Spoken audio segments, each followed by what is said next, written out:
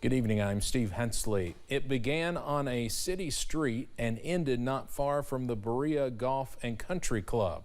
A man driving a tractor was stopped for questioning when he led police on a chase where they say he almost ran over several people on a bike and frightened a 12-year-old playing golf.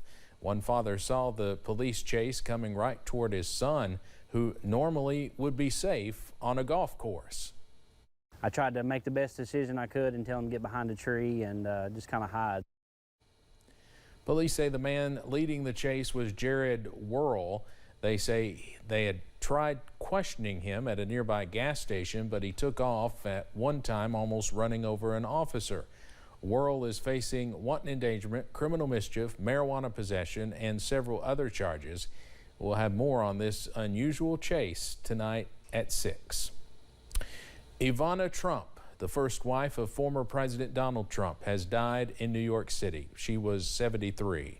The Trump family, including daughter Ivanka and sons Donald Trump Jr. and Eric, and 10 grandchildren, released the following statement. Quote, "It is with deep sadness that we announce the passing of our beloved mother, Ivana Trump.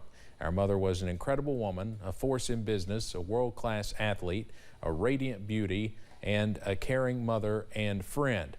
Ivana Trump was a survivor," end quote. Former President Trump called the couple's children his ex-wife's pride and joy. The 76-year-old former president said, quote, "She was so proud of them as we were all so proud of her." There's no word yet on the cause of death. A new universal suicide crisis hotline is launching. The phone number is 988 and will be available in every state starting Saturday. Year after year, tens of thousands of people in the U.S. take their own lives. In 2020, the CDC said it happened every 11 minutes. The National Suicide Prevention Lifeline will have trained counselors available 24/7. The current number, 1-800-273-TALK, will also stay in place.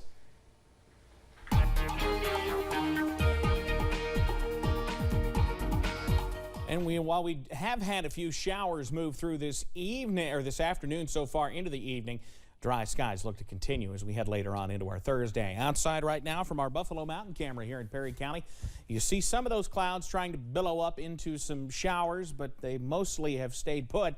Same thing into Southwest Virginia from our UVA Wise camera there, looking over the University of Virginia's College at Wise campus. Mid-70s out that way. Middle and upper 80s for most of us. A typical summer afternoon as it turns into evening. Pinpoint Doppler. We're having our heaviest shower right now in a place we don't need it, and right on top of downtown Grundy just about at this point. And Buchanan County, of course, has seen awful flooding over the last couple of days. You see the most intense is just to the north and east of the highway there. That'll continue to push on off to the east and southeast in areas that do not need to see any more rain, but luckily won't last that long. Keep that WYMT weather app handy during the nighttime. Partly cloudy skies turn mostly sunny as we head overnight. And then eventually, obviously, once the sun goes down, we'll be clear down into the mid-60s overnight. Now, I'll have the details on when we can see the return of a few showers and storms, at least a few more to the forecast coming up in just a few minutes. Steve? Evan, thank you. Turning now to a case that's getting national attention after the Supreme Court's decision to overturn Roe v. Wade. This week, a 27-year-old man named Gerson Fuentes was charged with raping a 10-year-old girl in Ohio. The little girl traveled to Indiana for an abortion because under a new law, the state of Ohio would have required her to give birth unless her life was in danger. As CBS's Elaine Quijano reports, the case is showing the impact of America's new abortion laws. She indicated that her 10-year-old daughter was pregnant. Columbus detective Jeffrey Hune testified in an arraignment Wednesday that 27-year-old Gerson Fuentes confessed to raping a 10-year-old girl at least twice, leading to her pregnancy. Is that daughter still pregnant today? No. Why not? The victim went out of state to have a medically terminated abortion. Hune said the victim underwent the abortion in neighboring Indiana at the end of June. The Indiana doctor who said she performed the abortion said the child was 6 weeks and 3 days pregnant. That's 3 days longer than Ohio allows an abortion to take place. Ohio is one of 11 states with bans that have no exceptions for rape or incest. That's despite national polling that says an overwhelming majority of people support abortions in those conditions. We're gathering the evidence as we speak. Indiana's Attorney General is promising to investigate the doctor who performed the procedure and if she followed proper reporting protocols. We're going to fight this to the end, including looking at her licensure. If she failed to report, and in Indiana, it's a crime to not report, to intentionally not report. Imagine being that little girl. The case sparked outrage from President Biden last week while he signed an executive order to protect access to abortions.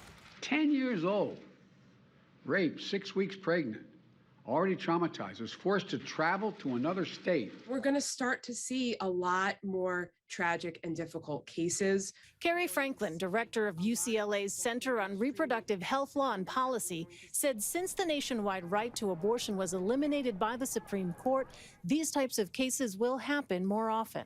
In a lot of anti-abortion states, people will find themselves unable to terminate pregnancies that are the product of rape and incest, and they will find themselves in difficult, traumatic situations. Detective Huen said DNA tests are being conducted to confirm the paternity. Fuentes is scheduled to be in court again next week. There's been no comment from his defense attorney. Elaine Quijano, CBS News, New York.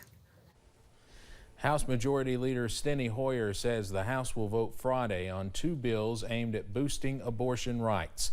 The Ensuring Access to Abortion Act would protect a woman's right to travel to seek an abortion, and the Women's Health Protection Act, which the House has passed before, calls for the codification of abortion rights into federal law. The bills are not expected to win the 10 Republican votes needed to pass the Senate. The action comes 3 weeks after the Supreme Court struck down Roe v. Wade, which has left states with the decision to decide if abortion is legal. Roe granted a constitutional right to an abortion for nearly 50 years. Meanwhile, more than 80 House Democrats sent a letter to President Biden pushing for the administration to declare a public health emergency over the Supreme Court's overturning of Roe. Coming up on Mountain News at 5:30, fishing attacks hit an all-time high. Experts talk about who are the most likely targets.